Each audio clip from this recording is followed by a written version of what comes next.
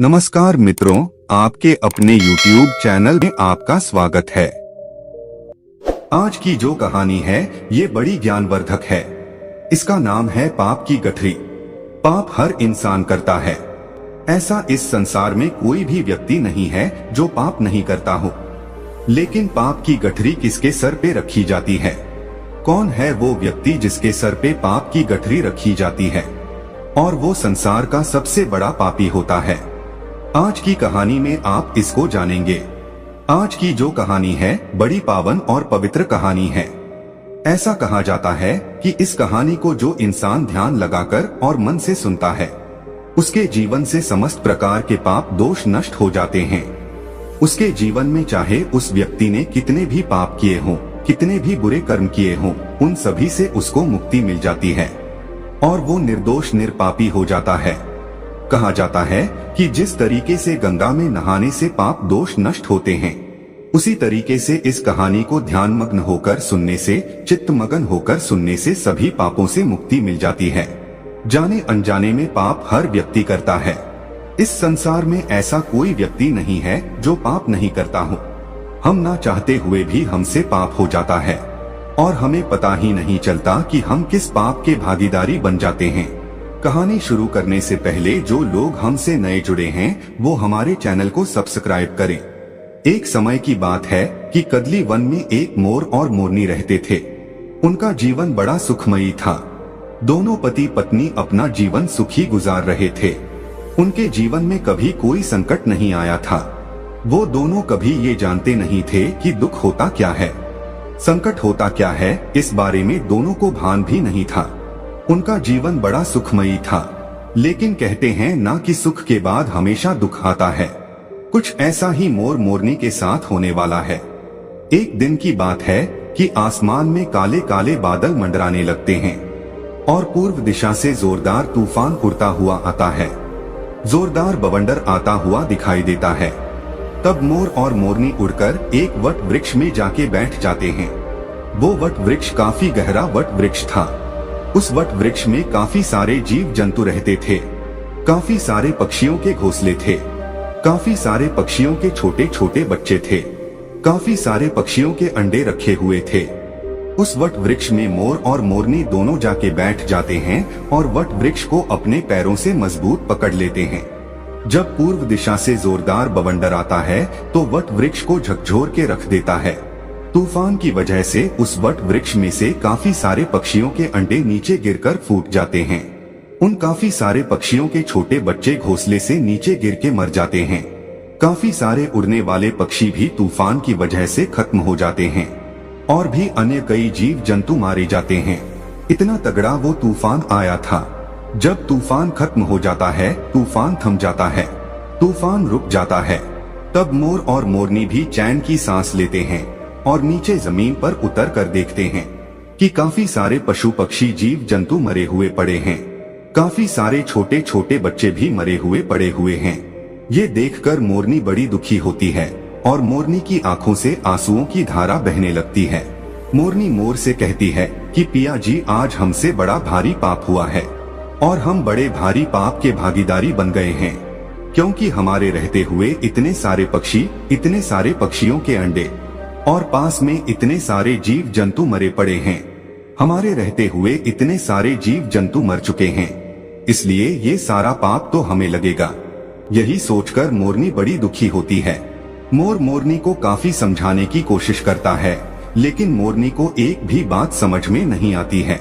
मोर कहता है कि हम पाप के भागीदारी नहीं है, कि पाप का भागीदारी वो है जो ये बवंडर को लेके आया है और इस बवंडर की वजह से काफी सारे जीव जंतु मर चुके हैं, इसलिए हम पाप के भागीदारी नहीं हैं। लेकिन मोरनी मोर की बात को सुनने के लिए राजी नहीं थी, तो मोर मोरनी को एक ऐसे सुनसान स्थान पर ले जाता है और मोरनी से कहता है कि मोरनी, मैं तुम्हें एक कहानी सुनाने जा रहा हूँ। इस कहानी को तुम ध्यान से सुनिएगा और इस कहानी के माध्यम से तुम्हें ये पता चलेगा कि सबसे बड़ा पाप का भागीदारी कौन होता है। तब मोर मोरनी को कहानी सुनाता है और मोरनी बड़े ध्यान से चित्त मगन होकर उस कहानी को सुनती है। मोर कहता है कि एक नगर में एक राजा रहता था। वह राजा बड़ा दयालु प्रवृत्ति का था। तो राजा विचार करता है कि मैं रोज 100 अंधे लोगों को खीर का भोजन खिलाया करूंगा। अब राजा यह निर्णय लेता है कि मैं रोज 100 अंधे लोगों को खीर का भोजन खिलाया करूंगा। वो राजा 100 अंधे लोगों को खीर खिलाता था। अब उसको काफी दिन निकल जाते हैं। काफी समय से वो अंधे लोगों को खीर खिलाता रहता है। लेकिन एक दिन की बात है कि जिस दूध से वो राजा खीर बनवाया करता था, उस खीर में एक सांप जाता है और सांप उस दूध में मुंह दे करके उसमें जहर उगल देता है। इस घटना का किसी को पता नहीं था कि दूध में सांप ने जहर मिला दिया है। फिर उस दूध की खीर बनाई जाती है और खीर बनाने के बाद उन 100 अंधे लोगों को खिला दी जाती है। जैसे ही वो 100 लोग खीर खाते हैं तो उनकी मृत्यु हो जाती है, वो लोग खत्म हो जाते हैं। जब राजा को ये पता चलता है कि जिन अंधे लोगों को राजा खीर खिलाया करता था, उन लोगों की खीर खाने से मृत्यु हो गई है, तो राजा बड़ा दुखी होता है। वो राजा ये आदेश देता है कि सबकी जांच की जाए, इन खीर खाने वाले अंधे लोगों की मृत्यु कैसे हुई है। अब राजा के सैनिक ये जांच करते हैं तो जांच में ये पाते हैं कि सांप का विष मिल जाने से इन लोगों की मृत्यु हुई है। अब राजा ये आदेश देता है कि सांप का जहर मिलाने वाला कौन है। फिर से राजा के सैनिक जांच पड़ताल करते हैं और जांच पड़ताल में यह पाते हैं कि किसी ने भी जहर नहीं मिलाया है। उस जांच पड़ताल में ये पाते हैं कि किसी भी मनुष्य ने, किसी भी व्यक्ति ने खीर में जहर नहीं मिलाया है। उनको ये पता चलता है कि कोई काला सर्प यहाँ पर आया था और उसने इस दूध के अंदर जहर मिला दिया है। उसके बाद राजा बड़ा दुखी होता है और राजा सोचने लगता है कि इन 100 लोगों की हत्या का पाप मुझे लगेगा। मैं ही सबसे पाप का भागीदारी हूँ, क्योंकि मैं ही इन अंधे 100 लोगों को खीर का भोजन खिलाया करता था। लेकिन अब इन लोगों की खीर खाने से मृत्यु हो गई है, इसलिए मैं बड़े पाप का भागीदारी हूँ। ये सोचकर राजा अपने राजपाट को त्याग देता है और सोचने लगता है कि क्यों न मैं किसी जंगल में जाके और भगवान की भक्ति करूं, अपने इन पाप का प्रायश्चित करूं। यही सोचकर राजा राजपाट को छोड़कर और भगवान की भक्ति करने के लिए अपने राज्य से रवाना हो जाता है। राजा दिन भर चलता है, काफी दूर निकल जाता है, काफी दूर पहुंच जाता है। अब राजा को संध्या काल का समय हो जाता है। तब राजा एक नगर में जाता है और नगर के चौपाल पर काफी सारे लोग बैठे हुए थे। उन लोगों से जाके वो राजा पूछता है कि भाई, इस नगर में कोई ऐसा व्यक्ति है जो भगवान की भक्ति करता हो, ईश्वर पे विश्वास रखता हो? यदि ऐसा कोई इस नगर में व्यक्ति है तो आप मुझे बताइए, क्योंकि मैं ऐसे लोगों के घर ही जाके रुकूंगा जो भगवान में विश्वास रखते हो और भगवान के भक्त हो। तब चौपाल में बैठे हुए लोग कहते हैं कि मुसाफिर, हमारे इस नगर में सिर्फ एक ही घर ऐसा है जहां एक बहन और एक भाई रहता है। दोनों बहन भाई रहते हैं। वो लोग भगवान के बड़े भक्त हैं और भगवान पे बड़ा विश्वास रखते हैं। हमारे पूरे नगर में वही एक घर है। चौपाल में बैठने वाले लोग उस राजा को उन बहन भाइयों के मकान का पता बता देते हैं और वो राजा उनके घर भी चला जाता है और उन बहन भाई के घर पे जाके वो राजा रात्रि ठहरने का निवेदन करता है। दोनों बहन भाई राजा से कहते हैं कि मुसाफिर, हम भी भगवान के भक्त हैं, आप भी भगवान के भक्त हो, बिल्कुल आप हमारे घर रुक सकते हैं। वो राजा दोनों बहन भाई के घर वहाँ पे रुक जाता है। जब सुबह का वक्त होता है तो राजा अपने बिस्तर से खड़ा होता है तो राजा देखता है कि उस घर में रहने वाली जो बहन थी वो भगवान के मंदिर में बैठी हुई है और ध्यान मग्न है। उस लड़की का रोज का ही नियम था कि सूर्य उदय होने से पहले वो अपनी पाठ पूजा संपन्न कर लेती थी और जल्दी भोजन बना के अपने भैया को खिलाकर और काम करने के लिए भेज देती थी। लेकिन उस दिन वो लड़की काफी समय तक ध्यान में मगन थी। वो लड़की अपनी ध्यान साधना तोड़ने का नाम नहीं ले रही थी। काफी समय निकल जाता है, सूर्य सर पे आ जाता है, तब वो लड़की अपनी पूजा से उठती है।